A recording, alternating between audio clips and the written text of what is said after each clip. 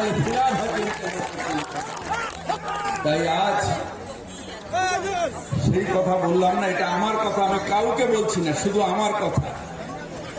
আমি পথ হব না, মূর্তিও হব না, রত হব না, অন্তর্যামী জানে যে সেটা হলে হয় না।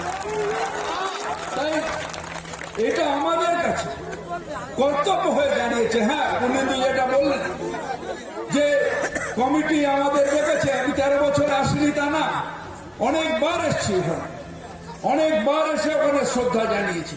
আমি এসছি, কখনো পার্থদা এসছে, কখনো বক্সিদা এসছে, কখনো পূর্ণেন্দুদা এসছে, কখনো দোলাস এসছে, কেউ না কেউ প্রত্যেকবার এসছে এবং এসে সেখানে শ্রদ্ধা জানিয়েছি।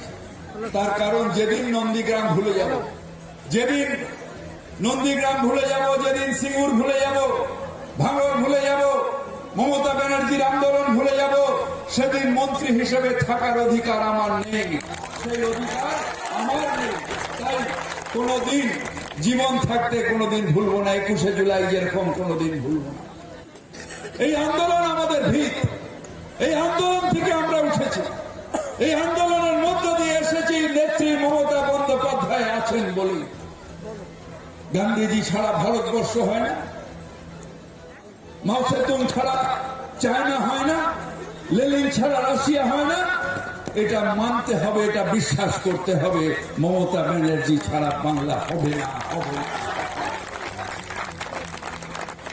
আমি বড়, আমি আমি আমি আমি তো নয়, আমরা আমরা আমরা আমরা আমরা আমরা এই আমাদের মধ্যে দিয়ে বাঁচতে হবে। আমরা সকলে আমরা আমরা আমরা আমি আমি আমি হয় না, আমরা সকলে মিললে তবে এই শক্তি। একা একা থাকলে ভেঙে দেবে, একা একা ভেঙে যাবে শক্তি আমরা আমাদের মধ্যে।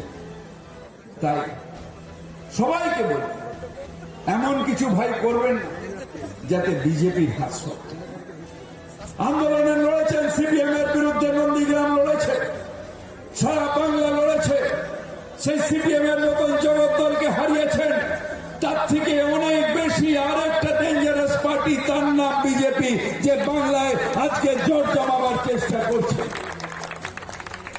আজকে আমি আমি করে সেই দলটাকে সুবিধা করে দেওয়া হচ্ছে। আজকে মমতা ব্যানার্জির বিরোধিতা